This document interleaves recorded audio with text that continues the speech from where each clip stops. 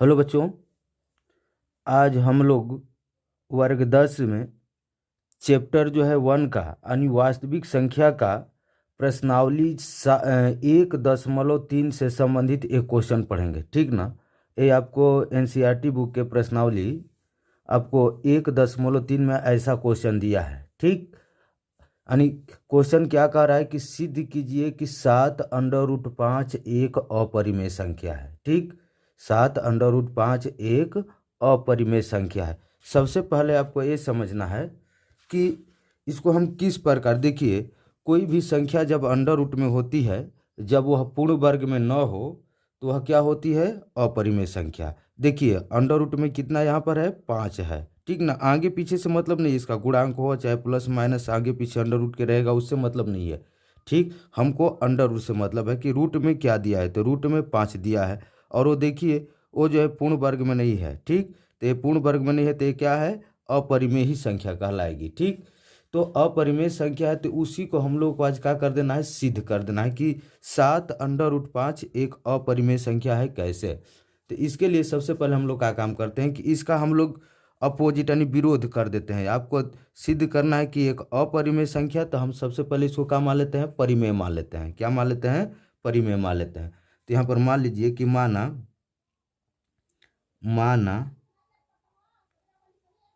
माना 7√5 7√5 क्या है, तो एक परिमेय संख्या है। क्या है, एक परिमेय संख्या है। क्या है, परिमेय संख्या है। ठीक, 7√5 क्या है, एक अपरिमेय संख्या, एक परिमेय संख्या। तो जब परिमेय संख्या हो गया, इसको मान लिए, तब तो इसको हम लोग, मालूम है आपको कि परिमेय संख्या को हम लोग किस रूप में, तो p/q के रूप में लिख सकते हैं।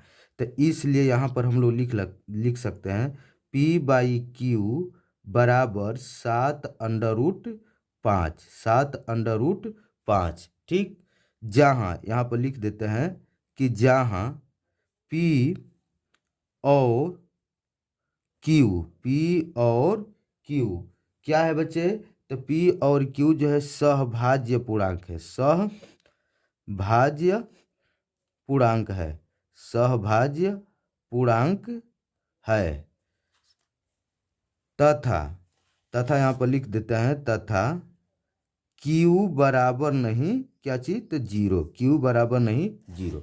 ठीक ना, सहभाज्य पूर्णांक का मतलब समझ लीजिए कि अगर P और Q में एक के सिवा, ठीक ना, कोई दूसरा इसका गुणनखंड नहीं है, इसलिए P और Q क्या है, सहभाज्य पूर्णांक है। या यहाँ पर लिख देते हैं कि चूंकि क्या चीज, तो P और Q का क्या चीज, एचसीएफ कितना है, तो 1 है। क्या है, 1 है, इसलिए क्या हुआ, तो सहभाज्य पूर्णांक हुआ।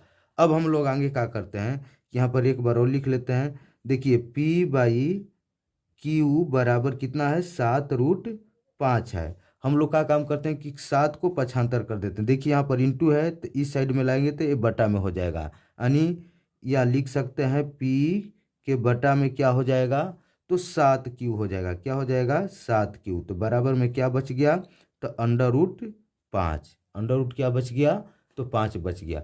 तब इधर हम लोग लेते हैं, देखिए यहाँ पर लिख देते हैं कि चूंकि देखिए p q और 7, p q पहले से ही पूर्णांक था, 7 आ गया, ये भी पूर्णांक हो जाएगा। तो यहाँ पर लिख देंगे कि चूंकि p, q तथा 7 7 क्या है, तो पूर्णांक है। क्या है, तो पूर्णांक है, पूर्णांक है। जब पूर्णांक है तो याद रखिएगा, जब ये जब पूर्णांक हुआ तो ये परिमेय संख्या होगी। क्या होगी, परिमेय संख्या। इसलिए लिख देंगे कि p/7q एक क्या है, तो परिमेय संख्या है। क्या है बच्चे, तो परिमेय संख्या है, परिमेय संख्या है। जब परिमेय संख्या है तो देख रहे हैं कि जब ये परिमेय संख्या है, इसको परिमेय, तो इसके बराबर में ये भी है, तो ये भी क्या हो जाएगा, परिमेय संख्या। इसलिए हम लोग लिख देंगे कि अंडर रूट 5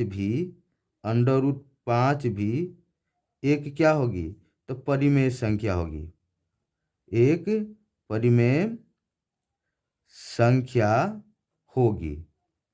क्या होगी, परिमेय संख्या होगी। ठीक, तो जब, लेकिन यहाँ पर ध्यान दीजिएगा, लेकिन लेकिन यहाँ पर लिख दीजिए कि लेकिन इससे इससे इस तथ्य का इस तथ्य का विरोधाभास प्राप्त होता है, विरोधाभास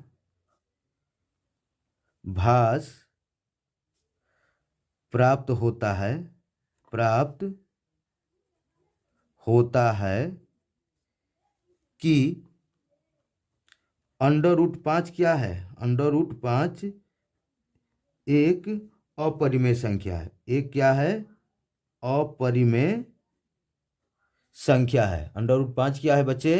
तो एक अपरिमेय संख्या है, अपरिमेय संख्या है। तो ध्यान दीजिए, तो यहाँ पर देखिए √5 को क्या माना गया है? परिमेय संख्या। किस आधार पर? तो इसके आधार पर, जब ये पूर्णांक था तो ये परिमेय है, तो ये भी क्या हुआ? परिमेय है। ठीक, तो इसको परिमेय हुआ। लेकिन यहाँ पर क्या है? अगर इसका विरोधाभास से, क्योंकि ये विरोधाभास से प्राप्त होता है, तो इसलिए क्या है? ये √5 क्या है? एक अपरिमेय संख्या है।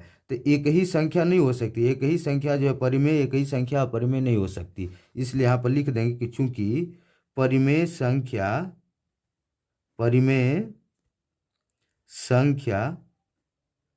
बराबर नहीं, क्या चीज? तो अपरिमेय संख्या। परिमेय संख्या बराबर नहीं क्या हो सकती है? अपरिमेय संख्या।